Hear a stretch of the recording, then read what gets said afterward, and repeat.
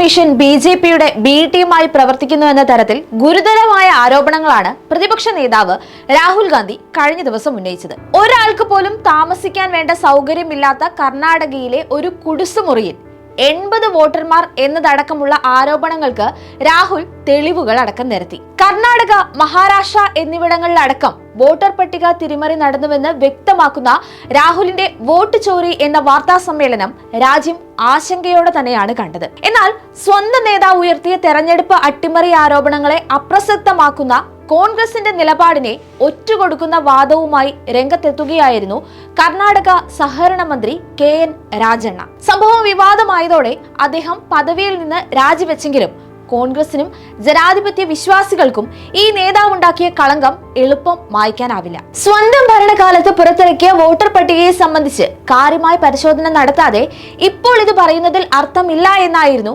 രാജണ്ണയുടെ വാദം. പാർട്ടി വിരുദ്ധ പ്രസ്താവന നടത്തിയതോടെ രാജണ്ണയോട് ഹൈക്കമാൻഡ് രാജിവെക്കാൻ ആവശ്യപ്പെടുകയായിരുന്നു. വോട്ട് കൊള്ളയുമായി ബന്ധപ്പെട്ട് രാഹുൽ ഗാന്ധി തെളിവുകൾ പുറത്തുവിടുകയും തുടർന്ന് ഇന്ത്യ മുന്നണിയുടെ നേതൃത്വത്തിൽ കേന്ദ്ര തെരഞ്ഞെടുപ്പ് കമ്മീഷൻ ഓഫീസിലേക്ക് മാർച്ചും നടത്തിയതോടെയാണ് രാജണ്ണയുടെ പരാമർശം. കോൺഗ്രസിനെ മാത്രമല്ല ഇന്ത്യ മുന്നണിയെ തന്നെ പ്രതിസന്ധിയിലാക്കുന്ന പരാമർശമാണ് രാജണ്ണ നടത്തിയത്. വോട്ട് മോഷണം നടന്നുവെന്നത് സത്യമാണ്.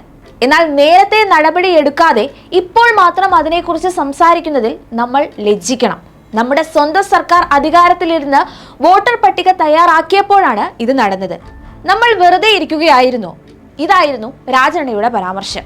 സിദ്ധരാമയ്യയുടെ പക്ഷക്കാരനായ രാജണ്ണയ്ക്കെതിരെ DK ശിവകുമാർ ഉൾപ്പെടെയുള്ള കോൺഗ്രസ് നേതാക്കൾ വിമർശനവുമായി രംഗത്തെത്തി. വസ്തുത അറിയാതെ ഇത്തരം പ്രസ്താവനകൾ നടത്തരുത് എന്ന് DK ശിവകുമാർ ആവശ്യപ്പെട്ടിരുന്നു. വിവാദ പ്രസ്താവനയ്ക്ക് പിന്നാലെ മന്ത്രിസ്ഥാനം രാജിവെക്കാൻ KN രാജണ്ണയോട് ഹൈക്കമാൻഡ് ആവശ്യപ്പെടുകയായിരുന്നുവെന്നാണ് പുറത്തുവരുന്ന വിവരം. കഴിഞ്ഞ ദിവസം രാഹുൽ ഗാന്ധി പുറത്തുവിട്ട രേഖകൾ പ്രകാരം 2024 ലോക്സഭാ തെരഞ്ഞെടുപ്പിൽ ബംഗളൂരു സെൻട്രൽ മണ്ഡലത്തിലെ മഹാദേവപുരയിൽ 1 ലക്ഷം വോട്ട് മോഷണം നടന്നതായാണ് ആരോപണം. 28 ലോക്സഭാ മണ്ഡലങ്ങളുള്ള കർണാടകയിൽ 16 സീറ്റ് പ്രതീക്ഷിച്ചിരുന്ന കോൺഗ്രസിന് 9 സീറ്റിൽ ചുരുങ്ങേണ്ടിയും വന്നു. മികച്ച ഭൂരിപക്ഷം പ്രതീക്ഷിച്ച പല മണ്ഡലങ്ങളിലും BJPക്ക് മെച്ചപ്പെട്ട വോട്ട് ലഭിക്കുകയും ചെയ്തു. 2024 ലോക്സഭാ തെരഞ്ഞെടുപ്പിൽ BJP തെരഞ്ഞെടുപ്പ് കമ്മീഷനെ ദുരുപയോഗം ചെയ്യുകയും ഏകദേശം 3.25 ലക്ഷം വോട്ടർമാർ മാത്രമുള്ള മഹാദേവപുര മണ്ഡലത്തിൽ 1,250,000 വോട്ടുകൾ നിയമവിരുദ്ധമായി നേടി സീറ്റ് നേടുകയും ചെയ്തുവെന്നതടക്കമുള്ളതായിരുന്നു ആരോപണം.